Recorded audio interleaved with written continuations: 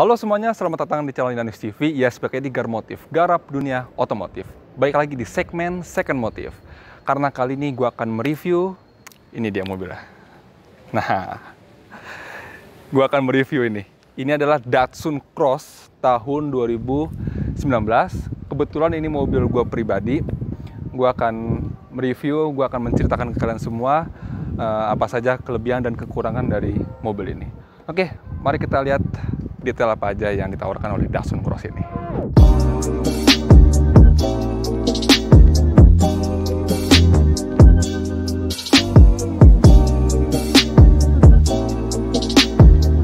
Ya, ini dia Datsun Cross tahun 2019 dan ini mobil gue pribadi. Overall selama gue pakai mobil ini sih mobilnya enak ya. Fiturnya juga melimpah. Nah, itu dia yang gue bingung. Mobil ini tuh fiturnya banyak, cuman kenapa agak kurang laku ya? Padahal Datsun yang ini tuh sangat improvement banget dibandingkan Datsun Go Plus yang sebelumnya. Kalau dari desain, kalau menurut gue pribadi, khususnya di bagian muka, ini gue suka. Ditambah lampunya sekarang udah proyektor, dan di sini ada lampu DRL-nya yang sangat cantik ketika di malam hari. Bagus gitu ya, LED-nya nggak begitu terang dan nggak gelap juga, jadi pas. Dan ini fog lamp-nya. Jadi fog lamp ini hampir sejajar dengan lampu utamanya. Jadi kalau diibaratkan orang kayak jerawat ya, ada dua jerawat gitu. Dan di bawah ada bumper yang ciri khas sesuai nama ya, cross ya, crossover nih, tambah-tambahan bumper-bumper di bawah. Dan ya mobil gua alhamdulillah sih kondisinya masih mulus-mulus aja ya. Ada beberapa lecet-lecet pemakaian. Ini di bagian sini nih, gapnya agak longgar. Jadi ini habis bekas pernah nubruk ya. Nah, cuman nggak ada cedera apa-apa, cuman cedera di bagian dalamnya. Masuk di bagian sini nih, tuh, ada gap-gap. Dan di dalam waktu itu pas nubruk tuh kancing-kancing pengait ininya, ngepresnya itu pada copot semua. Udah sisanya tapi nggak ada lecet, nggak ada apa. Elastis juga ini bodinya ini. Oke, kita lihat bagian mesinnya. Ntar gue buka dulu ininya. Oke, kalau di bagian mesinnya sendiri ya mungkin kalian ada yang beberapa yang belum tahu ya spek mesin dari Datsun Cross ini. Sebenarnya sih mesinnya sama aja yang digunakan oleh Datsun Go Plus yang lama. Cuman kan sekarang ini ada versi CVT-nya ya, ada yang Matic. Nah, yang Matic-nya ini tambah 10 horsepower lagi. Yang sebelumnya itu 68, nah yang Matic-nya ini jadi 78 horsepower. Torsinya itu 102 Nm. Maaf ya, ini agak kotor mesinnya, belum sempat dibersihin. Masalah maintenance di bagian mesin, gua ada beberapa yang udah gue ganti. Yang pertama itu adalah fan belt, ada busi juga, aki juga udah gue ganti, sama udah gue tune up. Jadi mobil ini saking tempurnya dan gue menggunakan bensin Pertalite, jadi agak menggelitik, makanya gue langsung tune up. Dan sekarang kondisinya kembali fresh, kembali seperti baru lagi. Dan gue akui mesin mobil ini tuh kenceng untuk di kelasnya. Gue kemarin di bulan Desember habis keluar kota ke Jawa, ke Jogja dan ke Sidoarjo. Itu di tol gue lari 140, 150 itu RPM-nya tuh masih rendah, masih 3.500 lah, belum sampai 4.000 sampai 5.000 RPM.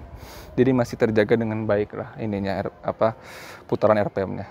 Halus lagi, mobil ini stabil lagi, gokil.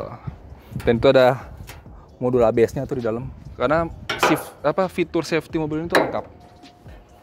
Dual SRS airbag, terus ada stability control juga, dan sudah ABS juga. Jadi mobil ini dari fitur safety-nya lengkap, fitur yang lainnya juga lengkap, tapi kenapa agak kurang laku gitu? Mobil langka ini. Oke, lanjut. Kalau dari depan sih kan perubahannya sangat signifikan ya dibandingkan Datsun Go Plus yang sebelum ini. Cuma kalau di bagian samping hampir-hampir sama, apalagi nih handle pintunya masih sama, dari desainnya juga sama. Paling kalau yang di Cross ini ada tambahan roof rail, tinggal ditambahin roof rack juga bisa. Dan sekarang bannya juga yang sudah lebih proper dengan ukuran 175/65 ring 15 dan velgnya sudah alloy. Kalau yang sebelumnya kan masih ring 13 dan masih velg kaleng. Ya, ini yang gue suka, jadi lebih proper dan stabil gitu. Dan di sekujur bodi ya, tuh di samping-sampingnya ada over fender berwarna hitam dan ada list berwarna silver. Jadi biar kesan identitasnya sebagai mobil crossover semakin kuat. Dan ini ground clearance-nya, ini tinggi loh, 200 mm. Hampir sama dengan Honda BR-V yang lama. Tinggi, dan pengalaman gue make, walaupun isi full juga nggak pernah mentok. Oke, bagian belakangnya. Nah, yang di bagian belakang juga, kalau menurut gue sih, nggak ada perbedaan terlalu signifikan dibandingkan Datsun Go Plus yang lama gitu kan. Paling ada tambahan ini, rear spoiler yang besar. Ya, gagah sih pakai ini ya kan. Ditambah ada tulisan Cross. Nah, udah ada rear wiper, udah ada sensor belakang. Ya, kalau sensor belakang sih udah dari dulunya, dari Datsun Go Plus yang pancet juga sudah dapat. Ini juga ada over fender berwarna silver juga, ada bumper ya. Terus knalpot juga udah dilapisi cover gitu. Jadi lebih rapi aja kelihatannya. Dan kenapa ya sampai Datsun yang terakhir yang ini, generasi yang ini tuh belum dikasih handle pintu bagasi gitu loh. Padahal ini udah ada slotnya gitu loh, tinggal ditambahin aja. Jadi masih repot, masih dibuka dari depan atau pakai anak kunci dari sini. Oke, kita lihat bagian interiornya. Oh iya, gue mau ngasih tau nih ya, udah ada lecet-lecetnya nih, biasalah pemakaian. Oke, kalau di bagian interiornya, pasti kalian yang dulu udah sempat nonton review mobil ini, pas lagi baru-barunya pasti kan udah tau lah fitur-fiturnya. Ya, gue sedikit mengingatkan. Jadi mobil ini menurut gue sangat canggih untuk di kelasnya. Yang pertama, entertainment ya. Ini sudah touchscreen dan sudah bisa Bluetooth, Apple CarPlay, Android Auto. Cuma satu minusnya, belum ada kamera belakang. Yaitu sih gampang, tinggal ditambahin ya kan. Gampang di toko aksesoris ya kan. Kalau menurut gue pribadi, desain dashboardnya ini jauh lebih membaik dibandingkan Datsun Go Plus Panca yang sebelumnya. Jauh lebih selayaknya mobil normal lah. Sudah ada laci, udah ada penutupnya, hand grip sudah di tengah, nggak di sini lagi ya kan. Jok walaupun masih pocong, cuman dia udah terpisah dan lebih proper lah untuk penyangga kepalanya. Nah, yang masih dipertahankan tuh di desain setirnya itu masih sama dengan Datsun yang sebelumnya, cuman warna lebih hitam aja, lebih gelap. Desain AC di tengah juga berubah. Pasti kan kalau detail tahu nih AC mirip apa. Dan yang gue suka mobil ini sih ya lumayan praktis ya. Nih di kanan kiri ada cup holder, dikit di tengah juga ada. Di sebelah kanan ada card holder tuh. Jadi gue naro e-money bisa di sini. Terus mobilnya enak sih. Posisi mengemudi juga udah ergonomis tuh, pas tuh. Posisi setir mendekat ke sini, tangannya jadi nggak jauh. Dan ini adalah sensor auto lamp. Tuh, canggih nggak tuh mobil di kelas ini ya kan? Nah, yang udah gue ganti di sini cuman ini.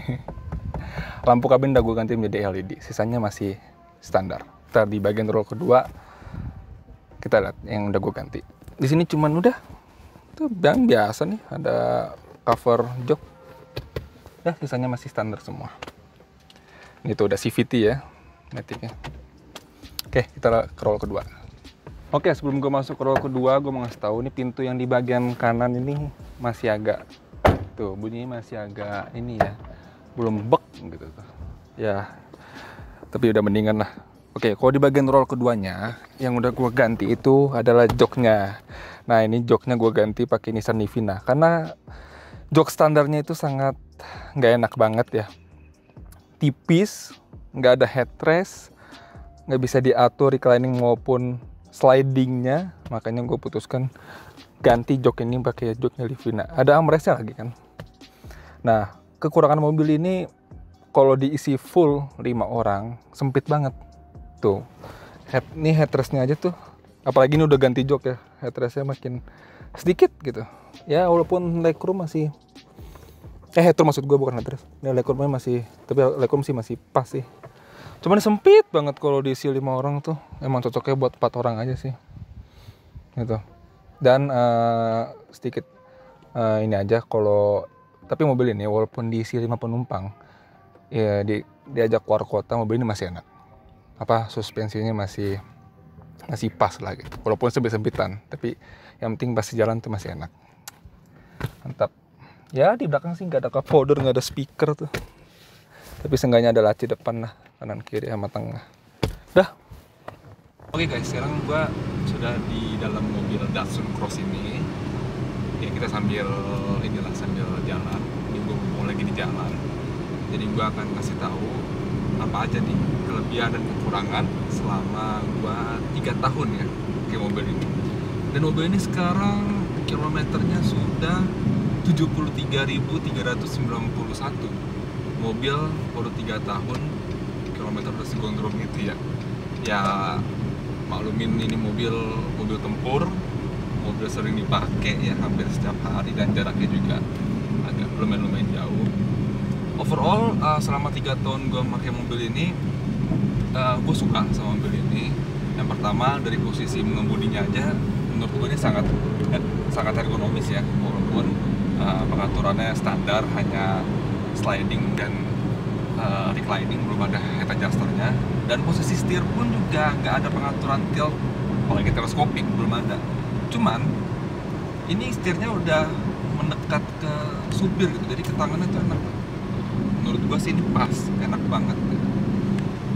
Dan ini tarikannya juga enak, responsif. Ini transmisinya Matic ya, Matic CVT gitu. Jadi mobil ini kalau ada orang yang baru banget pakai mobil ini, belum mengenali mobil ini, pasti mengiranya kok ini mobil agak tarikan bawahnya kok agak kurang ngejambat.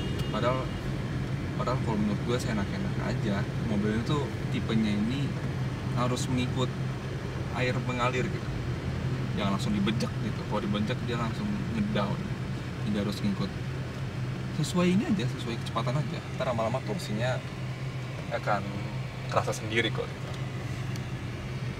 Dan yang gue bilang tadi di review, mobil ini tuh untuk di kelasnya, jadi ini mobil di kelas di city car ya. Fiturnya lengkap. Yang pertama nih di bagian tengah, ini entertainmentnya sudah touchscreen dan sudah Bluetooth, sudah Apple CarPlay juga, dan sudah Android Auto. Tuh udah lengkap banget coba di kelas ini. Ini kekurangannya ya nggak ada kamera aja ya, tinggal tambah aja itu aksesorisnya kan. Sisanya sih dibandingkan Datsun yang Go Plus yang dulu sih, kayak dari segi knob AC itu yang kanan kiri masih sama bulat, cuman ya yang bagian tengah nih berubah ya. Kalian kalau detail pasti tahu nih model AC-nya mirip mobil apa. Dan gue suka banget Datsun yang sekarang ini tuh joknya udah terpisah. Kalau dulu kan nyambung gitu kan. Dan rem tangan sudah normal tuh, udah di sini, udah di tengah. Tuh, kalau dulu kan di sini kan kayak mobil tahun 90-an gitu. Dan fitur lengkap yang tadi gue juga udah bilang, ada stability control. Mobil di kelas ini ada stability control coba ya kan. Bahkan mobil yang di atas tipe ini aja, yang di atas kelas ini aja masih ada aja kan mobil yang belum ada stability control kan, pasti masih ada. Terus ini ada auto lamp, ini sensorannya. Jadi mobil ini bisa dirubah ke mode auto lampunya. Jadi pas masuk ke bagian yang gelap langsung nyala gitu. Canggih nggak tuh? Gue heran mobil ini fiturnya canggih-canggih, lengkap, cuman kenapa agak kurang laku ya? Apa karena harganya ketinggian ya? Mobil ini kan seingat gue dulu itu dibanderol dengan harga 170-an juta gitu ya. Yang tipe Matic-nya, yang tipe manualnya 160-an, beda-beda tipis lah gitu. Nah, fiturnya gue suka, lengkap gitu loh. Ya namun mobil ini kalau bawa penumpang full memang itu agak sempit.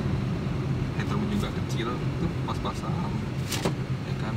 Legroomnya juga ya emang mobil ini kecil ya kan. Tapi ini mobil untuk 4 orang atau 2 orang gitu. Ini kayak gue sama kameramen gue cuma 2 orang gini, enak, nyaman aja gitu. Masalah safety ya, airbag ada 2, seat belt, dan dia juga udah ABS juga. Masalah pengeremannya juga kalau menurut gue pribadi sih pas, nggak dalam, nggak bikin orang pusing juga enggak. Terus kita ngomong masalah ininya masalah perawatan mobil ini ya. Mobil ini udah 3 tahun dan kilometer udah hampir 74.000 ya. Gua udah ganti, yang pertama gua udah ganti fan belt, busi, ganti aki. Misalnya servis oli biasa rutin. Cuman gue tinggal satu nih PR-nya, di bagian shock breaker depan di bagian kiri. Itu udah bunyi, wah itu udah sebenarnya udah kacau sih, ini harus ganti. Kalau kata teman-teman gue sih emang Datsun ini kelemahannya di bagian shock breaker agak lemah ya, makanya udah mati itu. Dan ini mobil shock breaker yang depan kanan juga udah sempat gue ganti, udah sempat bunyi juga. Sekarang bagian kiri lemah kayak di bagian shock breaker di mobil ini. Gue baru pertama kali punya mobil heboh ganti shock breaker gitu. Ini gue harus ganti nih, kalau nggak bisa bahaya nih. Oke guys, cukup sekian mengenai review dari Datsun Cross ini. Impresi gue terhadap mobil ini tuh overall dia mobilnya enak, cuman masih ada beberapa kekurangan, dan beberapa yang di bagian mesin udah gue ganti ya, itu ya perawatan rutin aja. Dan kelemahannya itu ya ada di shock breaker, dia cepat aus ya. Gue baru kali ini punya mobil heboh dengan ganti shock breaker, itu udah bunyi-bunyi, itu harus gue ganti. Sisanya oke-oke aja, cuman kondisi bermain agak sempit. Ini mobil sebenarnya fiturnya sangat canggih, fiturnya banyak gitu kan, cuman kenapa ya agak kurang laku ya? Mungkin apa harganya yang terlalu tinggi, apa gimana, gue kurang tahu. Itu balik lagi ke manajemen Datsunnya gimana pas waktu itu mobil ini dipasarkan. Oke guys, terima kasih telah menonton. Jangan lupa di like, subscribe, dan di share ke seluruh sosial media. Sampai jumpa di video-video berikutnya. Bye-bye.